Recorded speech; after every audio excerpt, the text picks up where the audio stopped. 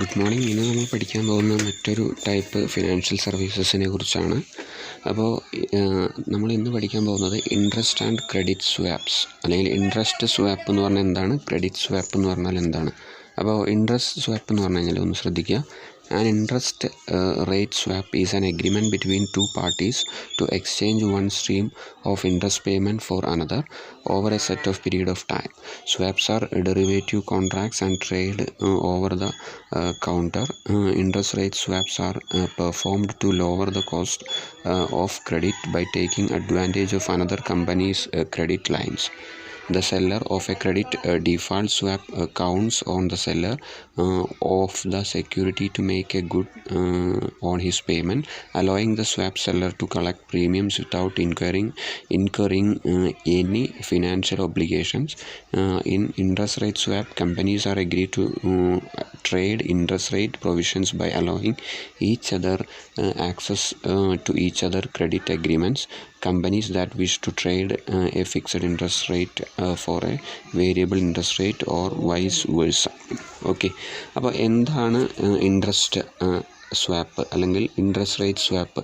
അപ്പോൾ interest rate swap എന്ന് പറഞ്ഞു കഴിഞ്ഞാൽ രണ്ട് പാർട്ടികൾ തമ്മിലുള്ള ഒരു എഗ്രിമെൻ്റാണ്. ആ എഗ്രിമെൻറ്റിൽ എന്താ പറയണമെന്ന് വെച്ച് കഴിഞ്ഞാൽ exchange of stream of interest payments for another, അല്ലേ, over a period of time. അപ്പോൾ ഇവിടെ എന്താ വെച്ചാൽ ഒരു പീരീഡ് ഓഫ് ടൈമിൽ, ഒരു പ്രത്യേക പീരീഡ് ഓഫ് ടൈമിലേക്ക് എന്ത് ചെയ്യുകയെന്ന് വെച്ചാൽ ഇൻട്രസ്റ്റ് റേറ്റ്, അല്ലേ, അതായത് ഇൻട്രസ്റ്റ് റേറ്റിൽ എന്ത് ചെയ്യാണ്, ഒരു എക്സ്ചേഞ്ച്, അതായത് ഇൻട്രസ്റ്റിൻ്റെ സ്ട്രീം എന്ത് ചെയ്യാണ്, ചേഞ്ച് ചെയ്യണം. അപ്പോൾ എങ്ങനെ ഇൻട്രസ്റ്റിൻ്റെ സ്ട്രീം ചേഞ്ച് ചെയ്യണമെന്ന് വെച്ച് കഴിഞ്ഞാൽ, ഇപ്പോൾ നമ്മൾ ഒരു സ്വാപ്പ് അല്ലെങ്കിൽ ഒരു എന്ത് ചെയ്യാണ്, ഒരു ബോറോവർ എന്ത് ചെയ്യാണ്, ബോറോ ചെയ്യുന്ന സമയത്ത് ഒരു 7% ഇൻട്രസ്റ്റ് എന്ന് വിചാരിക്കുക.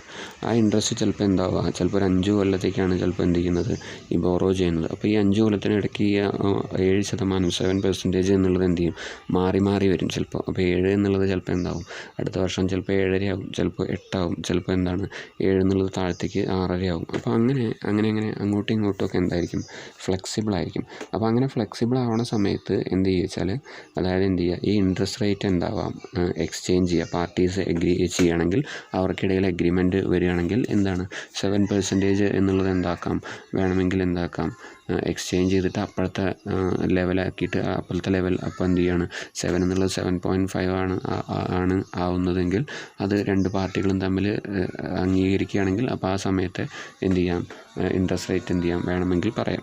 അതല്ല ഫിക്സഡ് ഇപ്പോൾ 5 വർഷത്തേക്ക് 7 വെച്ചിട്ട് തന്നെ കൊടുക്കുള്ളൂ, എത്ര ഫ്ലക്ച്വേഷൻ ഉണ്ടായാലും എന്നുണ്ടെങ്കിൽ അങ്ങനെയും ചെയ്യാം. അപ്പോൾ ഒന്നുമില്ലെങ്കിൽ എന്താണ്, ആ ഫ്ലോട്ടിംഗ് റേറ്റ് എന്ത് ചെയ്യുക, അപ്പോഴത്തെ ഫ്ലോട്ടിംഗ് റേറ്റ്, അതായത് അപ്പോഴത്തെ റേറ്റിനനുസരിച്ച് മാറി വരുന്ന റേറ്റുകൾ എന്ത് ചെയ്യുക, അങ്ങോട്ടും ഇങ്ങോട്ടും എന്ത് ചെയ്യുക, ഇൻട്രസ്റ്റ് റേറ്റ് വാങ്ങേണ്ട ആളുകളും ഇൻട്രസ്റ്റ് റേറ്റ് കൊടുക്കേണ്ട ആളുകളും തമ്മിൽ സമ്മതിച്ചാൽ ഒരു എഗ്രിമെൻറ്റിൽ അങ്ങനെ സൈൻ ചെയ്തിട്ട് അങ്ങനെ ചെയ്യാം. അതല്ല എന്നുണ്ടെങ്കിൽ എന്ത് ചെയ്യാം, ഒരു ഫിക്സഡ് റേറ്റ് ഓഫ് ഇൻട്രസ്റ്റ് 5 വർഷത്തേക്കാണെങ്കിൽ 5 വർഷത്തേക്ക്, 10 വർഷത്തേക്കാണെങ്കിൽ 10 വർഷത്തേക്ക് എന്ത് ചെയ്യുക, അത് പറയുക. എത്ര വ്യത്യാസം വന്നാലും ആ ഒരു ഇൻട്രസ്റ്റ് റേറ്റ് തന്നെയാണ് തരുള്ളൂ എന്നുള്ള രീതിയിൽ. അപ്പോൾ അങ്ങനെ ഒരു എഗ്രിമെൻറ്റ് വയ്ക്കാം. അപ്പോൾ അങ്ങനെ രണ്ട് പാർട്ടീസിനിടയ്ക്ക്, അതായത് ഇൻട്രസ്റ്റിനെ എന്ത് ചെയ്യുക, ഇൻട്രസ്റ്റിൻ്റെ എക്സ്ചേഞ്ച് എന്താണ്, എക്സ്ചേഞ്ച് ഓഫ് ഇൻട്രസ്റ്റിൻ്റെ സ്ട്രീം എക്സ്ചേഞ്ച് ചെയ്യാൻ വേണ്ടിയിട്ടുള്ള ഒരു എഗ്രിമെൻ്റ് ഉണ്ടാക്കുകയാണെങ്കിൽ ആ എഗ്രിമെൻറ്റിനെയാണ് നമ്മൾ എന്ത് പറയുക, ഇൻട്രസ്റ്റ് സ്വാപ്പ് എന്നുള്ളതുകൊണ്ട് ഉദ്ദേശിക്കുന്നത്. അപ്പോൾ ഇൻട്രസ്റ്റ് സ്വാപ്പിൻ്റെ പ്രധാനപ്പെട്ട ഉദ്ദേശം എന്താണെന്ന് വെച്ച് കഴിഞ്ഞാൽ എന്താ വെച്ചാൽ, കോസ്റ്റ് കുറയ്ക്കുക, അതായത് ക്രെഡിറ്റിൻ്റെ കോസ്റ്റ്, അതായത് കടബാധ്യത മൂലമുണ്ടാകുന്ന ചിലവ് എന്ത് ചെയ്യുക, കുറയ്ക്കുക എന്നുള്ളതാണ് ശരിക്കും എന്ത് ചെയ്യുന്നത്, ഈ ഇൻട്രസ്റ്റ് റേറ്റ് സ്വാപ്പ് കൊണ്ട് പ്രധാനമായിട്ടും ഉദ്ദേശിക്കുന്നത്. അപ്പോൾ ഇതാണ് ഇൻട്രസ്റ്റ് റേറ്റ് സ്വാപ്പ് അല്ലെങ്കിൽ ഇൻട്രസ്റ്റ് സ്വാപ്പ് എന്നതിന് പറയും. ഇനി എന്താണ് ക്രെഡിറ്റ് സ്വാപ്പ്? അടുത്തൊരു പ്രധാനപ്പെട്ട ഇതേപോലെ തന്നെ മറ്റൊരു ടൈപ്പ് സ്വാപ്പാണ് എന്ത്, ക്രെഡിറ്റ് സ്വാപ്പ്. അപ്പോൾ എന്താ ക്രെഡിറ്റ് സ്വാപ്പ് വെച്ചാൽ, അതായത് നമുക്കറിയാം, ഒരു ആൾ ഒരു ബാങ്കിൽ നിന്ന് എന്ത് ചെയ്യുകയാണ്, ഒരു ലോൺ എടുക്കുകയെന്ന് വിചാരിക്കുക. ഞാൻ മനസ്സിലാവുന്ന രീതിയിൽ പറയുകയാണ്. അപ്പോൾ അങ്ങനെ എടുക്കുന്ന സമയത്ത് ഈ ഒരു 25 വർഷത്തേക്കുള്ള ഒരു ലോൺ എടുക്കുകയാണ്, ഒരു വലിയൊരു എമൗണ്ടിൻ്റെ ഒരു ലോൺ എടുക്കുകയാണ്. അപ്പോൾ ഈ 25 വർഷം ഒരു ഹൗസിംഗ് ലോൺ എന്തോ വേണമെങ്കിലും ആവാം. അപ്പോൾ അങ്ങനെ എടുത്തു കഴിഞ്ഞാൽ ആ വ്യക്തി ഒരു നിശ്ചിത എമൗണ്ട് എന്ത് ചെയ്തോളും, ആ എമൗണ്ട് അടയ്ക്കും. അതുപോലെ തന്നെ അതിൻ്റെ ഇൻട്രസ്റ്റ് റേറ്റും ഒക്കെ ആയിട്ട് ഇങ്ങനെ അടച്ച് തീർക്കുകയാണ് ചെയ്യുക. അപ്പോൾ ഇൻ കേസ് ഈ 25 വർഷത്തിനിടയ്ക്ക് എന്തുണ്ടാവും വെച്ചാൽ ചിലപ്പോൾ ഈ ഇദ്ദേഹത്തിൻ്റെ ജോലി എന്ത് ചെയ്യും നഷ്ടപ്പെട്ടു, അല്ലെങ്കിൽ അങ്ങനെ എന്തെങ്കിലും സംഭവങ്ങളുണ്ടായി. അപ്പോൾ നമുക്ക് ഇത്രയും വലിയൊരു എമൗണ്ട് ഈ ബാങ്കിനെ സംബന്ധിച്ചിടത്തോളം ബാങ്കിന് അതെന്താണ് റിസ്ക്കാണ്. അപ്പോൾ ചിലപ്പോൾ 20 കൊല്ലം കഴിഞ്ഞ് എന്താ സംഭവിക്കുക എന്നറിയില്ല. ചിലപ്പോൾ ഈ ആൾ തന്നെ ചിലപ്പോൾ ആളുടെ ജോലി നഷ്ടപ്പെട്ടു, തിരിച്ചടയ്ക്കാൻ പറ്റാത്തൊരവസ്ഥ വരും. അപ്പോൾ ആ സമയത്ത് എന്ത് ചെയ്യിച്ചാൽ ബാങ്കിന് എന്ത് വരും, ഒരു വലിയൊരു ലോസ് വരാൻ സാധ്യതയുണ്ട്. അപ്പോൾ ഈ ലോസ് എന്ത് ചെയ്യിച്ചാൽ മുൻകൂട്ടി കണ്ടിട്ട് ആ റിസ്ക് കവർ ചെയ്യാനായിട്ട് ഈ ബാങ്ക് എന്ത് ചെയ്യും, ഏതെങ്കിലും ഫിനാൻഷ്യൽ ഇൻസ്റ്റിറ്റ്യൂഷൻസോ അല്ലെങ്കിൽ മറ്റേതെങ്കിലും ഇൻഷുറൻസ് കമ്പനിക്കോ എന്ത് ചെയ്യും, ഒരു പ്രീമിയം അടച്ചിട്ട് ഒരു CDS എന്ന് പറഞ്ഞാൽ അല്ലെങ്കിൽ ക്രെഡിറ്റ് സ്വാപ്സ് എന്ത് ചെയ്യും, അവരുടെ കയ്യിൽ നിന്ന് വാങ്ങും. അപ്പോൾ എന്താ ക്രെഡിറ്റ് സ്വാപ്പ് വാങ്ങുന്നതുകൊണ്ടുള്ള ഉദ്ദേശം എന്ന് വെച്ച് കഴിഞ്ഞാൽ, ഒരുപക്ഷെ എന്ത് ചെയ്യാണ്, ഈ ഈ ലോണ് വാങ്ങിയ ആൾക്ക്, അതായത് ബോറോവർ, ഒരു സെല്ലറും ഉണ്ടാവും, ഒരു ബോറോവറും ഉണ്ടാവും, അതിനിടയ്ക്ക് വരുന്ന ഒരു ഇൻ്റർമീഡിയറി ഉണ്ടാവും. അപ്പോൾ ഈ ബോറോവർക്ക് ഒരു പക്ഷേ എന്ത് ചെയ്യാൻ പറ്റിയില്ല, ലെൻഡർക്ക് പൈസ തിരിച്ച് കൊടുക്കാൻ കഴിഞ്ഞില്ല എന്ന് വിചാരിക്കുക. ആ ഒരു സാഹചര്യത്തിൽ അതിൻ്റെ റിസ്ക് മുഴുവൻ ഏറ്റെടുത്തിട്ട് എന്ത് ചെയ്യും, ഈ ഇടയിൽ വരുന്ന ഈ ഇൻഷുറൻസ് കമ്പനി ആണെങ്കിൽ ആ ഇൻഷുറൻസ് കമ്പനി എന്ത് ചെയ്യും, ആ റിസ്ക് മുഴുവൻ ഏറ്റെടുത്ത് അവരുടെ കയ്യിൽ നിന്ന് എന്ത് ചെയ്യും, ഈ പാർട്ടിയുടെ കയ്യിൽ നിന്ന് എന്ത് ചെയ്യും, ആ ഒരു റിസ്ക് ഏറ്റെടുത്തിട്ട് ആ പാർട്ടിയുടെ കയ്യിൽ നിന്ന് കിട്ടാനുള്ള എമൗണ്ട് വാങ്ങിച്ച് ബാങ്കിന് കൃത്യമായിട്ട് എന്ത് ചെയ്യും, എത്തിക്കും. അപ്പോൾ ഈ ഒരു സർവീസ് ചെയ്ത് കൊടുക്കുന്നതിന് ബാങ്ക് എന്ത് ചെയ്യും, ഇവർക്കൊരു പ്രീമിയം അല്ലെങ്കിൽ ഒരു സർവീസ് ചാർജ് കൊടുക്കുകയും ചെയ്യും. അപ്പോൾ ഇങ്ങനെ അതായത് വലിയ ക്രെഡിറ്റ് എമൗണ്ടുകളുടെ റിസ്ക് കുറയ്ക്കാൻ വേണ്ടിയിട്ട് ഇങ്ങനെ സ്ഥാപനങ്ങൾ എന്ത് ചെയ്യാണ്, ഫിനാൻഷ്യൽ ഇൻസ്റ്റിറ്റ്യൂഷൻസ് പ്രൊവൈഡ് ചെയ്ത് കൊടുക്കുകയാണ്.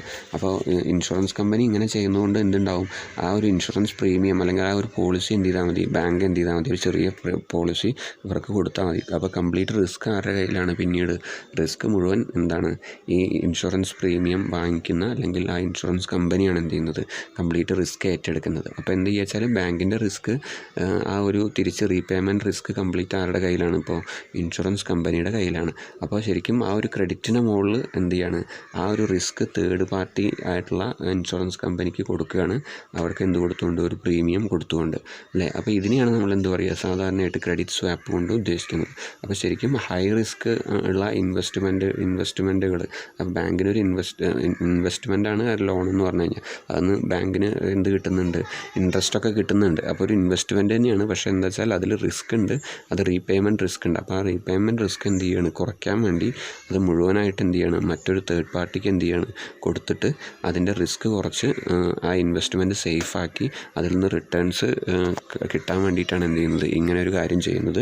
അപ്പോൾ ഇതിനെയാണ് നമ്മൾ എന്തുകൊണ്ട് ഉദ്ദേശിക്കുന്നത്, ക്രെഡിറ്റ് സ്വാപ്പ് കൊണ്ട് അല്ലെങ്കിൽ CDS കൊണ്ട് എന്ത് ചെയ്യുന്നത് നമ്മൾ ഉദ്ദേശിക്കുന്നത്. എന്താണ് മ്യൂച്വൽ ഫണ്ട്സ് എന്ന് വെച്ചാൽ, അതായത് a mutual fund is a formed when capital collected from different investors is invested in company shares, stock or bonds. It refers to a pool of money accumulated by several investors who aim at saving and making money through their investment.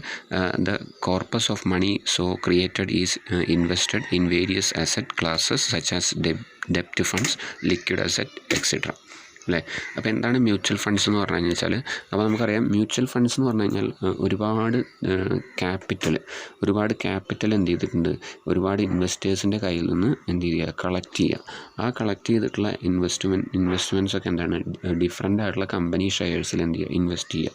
അപ്പോൾ അല്ലെങ്കിൽ different ആയിട്ടുള്ള company ഷെയർസിൽ invest ചെയ്യുക, അല്ലെങ്കിൽ സ്റ്റോക്കിൽ invest ചെയ്യുക, അല്ലെങ്കിൽ ബോണ്ട്സിന് invest ചെയ്യുക. അപ്പോൾ ഇതിനെയാണ് നമ്മൾ എന്ത് പറയുക, മ്യൂച്വൽ ഫണ്ട്സ് എന്ന് പറയുക. അപ്പോൾ മ്യൂച്വൽ ഫണ്ട്സ് എന്ന് പറഞ്ഞു കഴിഞ്ഞാൽ എന്താ വെച്ചാൽ, ഡിഫറെൻ്റ് ആയിട്ടുള്ള കുറേ ഇൻഡിവിജ്വൽസ് അല്ലെങ്കിൽ ഡിഫറെൻ്റ് ആയിട്ടുള്ള കുറേ ഇൻവെസ്റ്റേഴ്സ് ഉണ്ട്. അവരുടെ കയ്യിൽ നിന്ന് എന്ത് ചെയ്യുക, കുറേ ഫണ്ട് അല്ലെങ്കിൽ കുറേ ഇൻവെസ്റ്റ്മെൻറ്റ് എന്ത് ചെയ്യുക, കളക്ട് ചെയ്തിട്ട് ഏതെങ്കിലും കമ്പനികളുടെ ഡിഫറെൻറ്റ് കമ്പനീസിൻ്റെ എന്ത് ചെയ്യുക, ഷെയർസിലോ ബോണ്ട്സിലോ അതുപോലെ തന്നെ സ്റ്റോക്സിലൊക്കെ എന്ത് ചെയ്യുക, ഇൻവെസ്റ്റ് ചെയ്യുക. ഇതിനെയാണ് നമ്മൾ എന്ത് പറയുക, ഈ ഒരു എല്ലാ ക്യാപിറ്റലും കൂടി കളക്ട് ചെയ്തിട്ട് ഇങ്ങനെയുള്ള ആ ഇൻവെസ്റ്റ്മെൻറ്റിനെയാണ് നമ്മൾ എന്ത് പറയുന്നത്, ഏതെങ്കിലും കമ്പനിയുടെ ഷെയർസിലോ സ്റ്റോക്സിലോ ബോണ്ട്സിലോ ഉള്ള ഇൻവെസ്റ്റ്മെൻറ്റിനാണ് നമ്മൾ എന്ത് പറയുക, മ്യൂച്വൽ ഫണ്ട് എന്ന് പറയുക. അപ്പോൾ ശരിക്കും മ്യൂച്വൽ ഫണ്ട് എന്ന് പറഞ്ഞു കഴിഞ്ഞാൽ a pool of money accumulated by several investors who aim at saving and making money through their investment, അല്ലേ. അപ്പോൾ ശരിക്കും എന്താ വെച്ചാൽ ഒരു പൂൾ ഓഫ് ഇൻവെസ്റ്റ്മെൻ്റ് ആണ്, കുറേ ആളുകളുടെ കയ്യിൽ നിന്നുള്ള ഒരു ഇൻവെസ്റ്റ്മെൻ്റ് ആണ് ശരിക്കും എന്ത്, ഒരു പൂൾ ഓഫ് ഇൻവെസ്റ്റ്മെൻ്റ് ആണ് ശരിക്കും എന്ത്, അപ്പോൾ മ്യൂച്വൽ ഫണ്ട് എന്ന് പറഞ്ഞു കഴിഞ്ഞാൽ. അപ്പോൾ ഈ മ്യൂച്വൽ ഫണ്ടിൽ ഇൻവെസ്റ്റ് ചെയ്യുന്ന ആളുകളുടെ ഉദ്ദേശം എന്താണെന്ന് വെച്ച് കഴിഞ്ഞാൽ,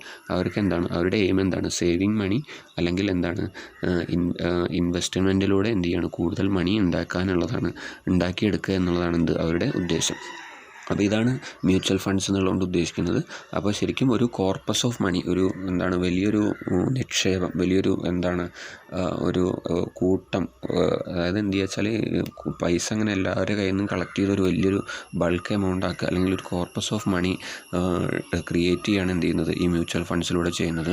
അപ്പോൾ വേരിയസ് അസറ്റ്സിലേക്ക് ഇൻവെസ്റ്റ് ചെയ്തുകൊണ്ട് ഒരു കോർപ്പസ് ഓഫ് മണി എന്ത് ചെയ്യുക, ഉണ്ടാക്കുക. എന്നിട്ട് എന്ത് ചെയ്യുക, അത് ഡെപ്റ്റ് ഫണ്ടിലേക്ക്, ലിക്വിഡ് ഫണ്ടിലേക്ക്, അസറ്റ് ഫണ്ടിലേക്ക് എന്നൊക്കെ പറഞ്ഞിട്ട് കമ്പനിയുടെ ഷെയർസിലും കമ്പനിയുടെ സ്റ്റോക്സിലും കമ്പനിയുടെ ബോൺഡ്സിലൊക്കെ എന്ത് ചെയ്യുക, ഇൻവെസ്റ്റ് ചെയ്യിപ്പിക്കുക, അല്ലെങ്കിൽ ഒരു പൂൾ ഓഫ് മണി എന്ത് ചെയ്യുക, അക്യുമുലേറ്റ് ചെയ്യിക്കുക ഒരു കൂട്ടം കസ്റ്റമേഴ്സിൻ്റെ, അല്ലെങ്കിൽ ഒരു കൂട്ടം ഇൻവെസ്റ്റേഴ്സിൻ്റെ കയ്യിൽ നിന്ന്. അപ്പോൾ ഇതിനെയാണ് നമ്മൾ എന്ത് പറയുക, മ്യൂച്വൽ ഫണ്ട് എന്നുള്ളതുകൊണ്ട് ഉദ്ദേശിക്കുന്നത്. അപ്പോൾ ഇതാണ് നമുക്ക്, ഇത്രയും കാര്യങ്ങളാണ് നമുക്ക് ഏതിൽ പറയാനുള്ളത് വെച്ചാൽ ഫിനാൻഷ്യൽ ഇൻസ്റ്റിറ്റ്യൂഷൻസ് നൽകി വരുന്ന ഫിനാൻഷ്യൽ സർവീസസിൽ വരുന്നത്. അപ്പോൾ ഇത്രയും കാര്യങ്ങളൊന്ന് ഓർമ്മയിൽ വെക്കുക. എന്തെങ്കിലും സംശയങ്ങളൊക്കെ ഉണ്ടെങ്കിൽ എന്ത് ചെയ്യുക, ചോദിക്കുക. ഇനി നമുക്ക് പറയാനുള്ള മറ്റൊരു ടോപ്പിക് എന്ന് പറഞ്ഞു കഴിഞ്ഞാൽ എന്താണ് ഫിനാൻഷ്യൽ റേറ്റ്സ് ഓഫ് റിട്ടേൺ എന്നുള്ളതാണ്. The rate of return is the rate expressed as a percentage of amount invested. Generally, it seen that investment done in financial assets like equities and capital market carry high rate of returns compared with other investment, such as investment in gold. It shows the investing class prefer to invest gold, silver, etc. It is due to unaware of the rate of return available on financial assets in the capital market. അല്ലേ? അപ്പോൾ എന്താണ് rate of return എന്ന് പറഞ്ഞു കഴിഞ്ഞാൽ, ഇപ്പോൾ നമ്മൾ ഒരു amount നമ്മൾ ഒരു ഇൻവെസ്റ്റ്മെൻറ്റിൽ ഇൻവെസ്റ്റ് ചെയ്യാമെന്ന് വിചാരിക്കുക.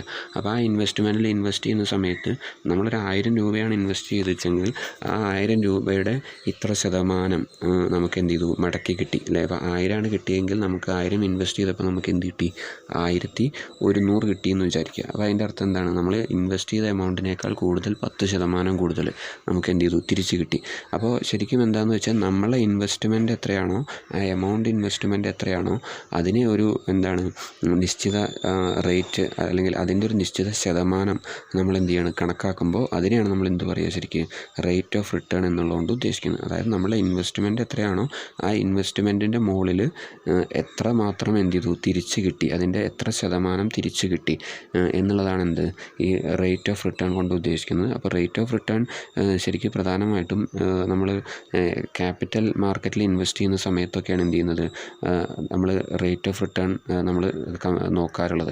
അപ്പോൾ ശരിക്കും റേറ്റ് ഓഫ് റിട്ടേൺ ചില സമയത്ത് ചില ഇൻവെസ്റ്റേഴ്സ് എന്ത് ചെയ്യും, ക്യാപിറ്റൽ മാർക്കറ്റിൽ ഇൻവെസ്റ്റ് ചെയ്യും, ചിലവരെന്ത് ചെയ്യും, ചിലവർ ഗോൾഡിൽ ഇൻവെസ്റ്റ് ചെയ്യും, സിൽവറിൽ ഇൻവെസ്റ്റ് ചെയ്യും, അങ്ങനെയുള്ള ഇതിലൊക്കെ ഇൻവെസ്റ്റ് ചെയ്യും. അപ്പോൾ കമ്പാരിറ്റീവ്ലി ശരിക്കും എന്താണെന്ന് വെച്ച് കഴിഞ്ഞാൽ ക്യാപിറ്റൽ മാർക്കറ്റിലാണ് എന്ത് ചെയ്യുന്നത്, റേറ്റ് ഓഫ് റിട്ടേൺസ് എന്ത് ചെയ്യുക, ഈ ഗോൾഡിൽ ഇൻവെസ്റ്റ് ചെയ്യുന്നതിനേക്കാൾ അല്ലെങ്കിൽ മറ്റ് സിൽവറിൽ ഇൻവെസ്റ്റ് ചെയ്യുന്നതിനേക്കാൾ കൂടുതൽ എന്ത് ചെയ്യുക, കിട്ടുക എന്നുള്ളതാണ് സാധാരണയായിട്ട് പറയുന്നത്. കാരണം എന്താ വെച്ചാൽ ഈ ക്യാപിറ്റൽ മാർക്കറ്റിൽ ഇൻവെസ്റ്റ് ചെയ്യുന്ന ആൾ, നന്നായിട്ട് അറിയുന്ന ആൾ ക്യാപിറ്റൽ മാർക്കറ്റിലേ ഇൻവെസ്റ്റ് ചെയ്യുള്ളൂ. അങ്ങനെ ഇൻവെസ്റ്റ് ചെയ്യുമ്പോൾ റേറ്റ് ഓഫ് റിട്ടേൺസ് ഈ ഗോൾഡിനെയും അതുപോലെ തന്നെ സിൽവറിനെയൊക്കെ അപേക്ഷിച്ചിട്ട് അതിലൊക്കെ ഇൻവെസ്റ്റ് ചെയ്യുന്നതിനേക്കാൾ വളരെ കൂടുതലായിരിക്കും എന്നാണ് എന്ത് ചെയ്യുന്നത്, പറയുന്നത്. അപ്പോൾ ഇതാണ് റേറ്റ് ഓഫ് റിട്ടേൺ എന്നുള്ളതുകൊണ്ട് ഉദ്ദേശിക്കുന്നത്. ഇത്രയേ ഉള്ളൂ. ഒരു എമൗണ്ട് ഇൻവെസ്റ്റ് ചെയ്യുന്ന സമയത്ത് ആ എമൗണ്ടിൻ്റെ പുറത്ത് എന്ത് ചെയ്യാണ്, അതിൻ്റെ ഇത്ര ശതമാനം തിരിച്ചു കിട്ടി, അതിന് തന്നെയാണ് നമ്മൾ എന്ത് പറയുക, റേറ്റ് ഓഫ് റിട്ടേൺ എന്നുള്ളതുകൊണ്ട് ഉദ്ദേശിക്കുന്നത്. അപ്പോൾ നമുക്കിവിടെ rate of return on government securities പറയുന്നുണ്ട്. അതായത് government and Reserve Bank of India determine the interest rate on government securities. The interest rates on government securities are ordinary less than on corporate securities. It is due to less risk involved in it. അപ്പോൾ അതായത് rate of return government സെക്യൂരിറ്റീസിൽ പറയുന്നത് എന്താണെന്ന് വെച്ച് കഴിഞ്ഞാൽ, അതായത് നമുക്കറിയാം reserve Bank of ഇന്ത്യയാണ് എന്ത് ചെയ്യുന്നത്, ഈ റേറ്റ് ഓഫ് റിട്ടേൺ എന്ത് ചെയ്യുന്നത്, നിശ്ചയിക്കുക. അതായത് ഗവൺമെൻറ് സെക്യൂരിറ്റീസിൽ റേറ്റ് ഓഫ് റിട്ടേൺ എത്ര കൊടുക്കണം എന്നുള്ളത് ആരാണ് നിശ്ചയിക്കുക, ഗവൺമെൻറ് ഓഫ് ഇന്ത്യയാണ്, അല്ലെങ്കിൽ RBI ആണ് എന്ത് ചെയ്യുന്നത്, നിശ്ചയിക്കുന്നത്. അപ്പോൾ ഇവിടെ പറയുന്നത് ഇൻട്രസ്റ്റ് റേറ്റ്, ഗവൺമെൻറ് സെക്യൂരിറ്റീസിലെ ഇൻട്രസ്റ്റ് റേറ്റ് എന്നുള്ളത് എന്താണ്, കമ്പാരിറ്റീവ്ലി മറ്റ് ക്യാപിറ്റൽ മാർക്കറ്റിലെ അല്ലെങ്കിൽ ഇൻവെസ്റ്റ്മെൻറ്റിനെ അപേക്ഷിച്ചിട്ട് എന്താണ്, മറ്റ് ഫിനാൻഷ്യൽ മാർക്കറ്റിലെ ഇൻവെസ്റ്റ്മെൻറ്റിനെയൊക്കെ അപേക്ഷിച്ചിട്ട് കുറവായിരിക്കും ഗവൺമെൻറ് സെക്യൂരിറ്റീസിലെ റേറ്റ് ഓഫ് റിട്ടേൺസ്. കാരണം എന്താണെന്ന് വെച്ച് കഴിഞ്ഞാൽ നമ്മൾ നേരത്തെ പറഞ്ഞു എന്താണ്, മറ്റ് ഫിനാൻഷ്യൽ മാർക്കറ്റിൽ ചിലപ്പോൾ ഹൈലി റിസ്ക് ആയിരിക്കും. ക്യാപിറ്റൽ മാർക്കറ്റിലൊക്കെ ഹൈലി റിസ്ക് ആണ് ഇൻവെസ്റ്റ്മെൻറ്റ്. അപ്പോൾ അതിനനുസരിച്ച് റിസ്ക് കൂടുന്തോറും റേറ്റ് ഓഫ് റിട്ടേൺസിൻ്റെ അളവിൽ ഒരുപാട് വ്യത്യാസം ഉണ്ടാവും. പക്ഷേ ഇവിടെ കമ്പാരിറ്റീവ്ലി ഗവൺമെൻറ് സെക്യൂരിറ്റീസിൽ ഇൻവെസ്റ്റ്മെൻറ്റ്